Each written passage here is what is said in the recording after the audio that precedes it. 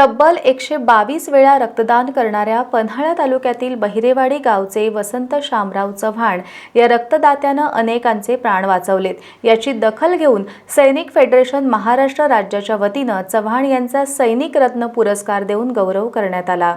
सैनिक फेडरेशन महाराष्ट्र राज्याच्या वतीनं दरवर्षी महाराष्ट्रातील कर्तृत्ववान व्यक्तींचा कारगिल दिनादिवशी सन्मान केला जातो। यावर्षी तब्बल महाराष्ट्रातील 121 कर्तृत्ववान व्यक्तींचा सन्मान आयोजित करण्यात आला होता। यामध्ये पन्हाळा तालुक्यातील बहिरेवाडी गावच्या एका समाजसेवकाचाही समावेश होता। बहिरेवाडी गावचे वसंत शामराव चव्हाण यांनी तब्बल 122 वेळा रक्तदान करून अनेक गरजू रुग्णांचे प्राण वाचवण्याबरोबरच गेली 40 वर्ष विविध सामाजिक उपक्रमातून निस्वार्थ समाजसेवा केली।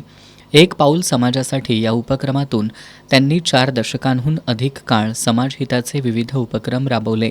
देशभक्ती, सैनिक आणि सैनिक कुटुंबांच्या कल्याणासाठी तसंच माजी सैनिक, पोलीस आणि समाजसेवकांसाठी त्यांनी केलेल्या निस्वार्थ कार्याची दखल घेत यावर्षीचा सैनिक रत्न पुरस्कार त्यांना जाहीर झाला होता।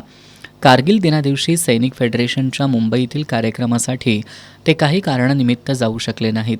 त्यामुळे वसंत चव्हाण यांना त्यांच्या बहिरेवाडीतील निवासस्थानी सैनिक फेडरेशनच्या वतीनं सैनिक रत्न पुरस्कार देऊन सन्मानित करण्यात आलं। यावेळी सैनिक फेडरेशन महाराष्ट्र राज्याचे पश्चिम महाराष्ट्र अध्यक्ष सुभेदार तुकाराम सूर्यवंशी, पन्हाळा तालुका अध्यक्ष संजय खोत, माले सैनिक संघटनेचे अध्यक्ष बाजीराव कोडोलकर, नावली सैनिक संघटनेचे अध्यक्ष BT पाटील, रामचंद्र पवार, शशिकांत पाटील, दत्तात्रय हेरलेकर, संजय पाटील यांच्यासह आजी माजी सैनिक उपस्थित होते।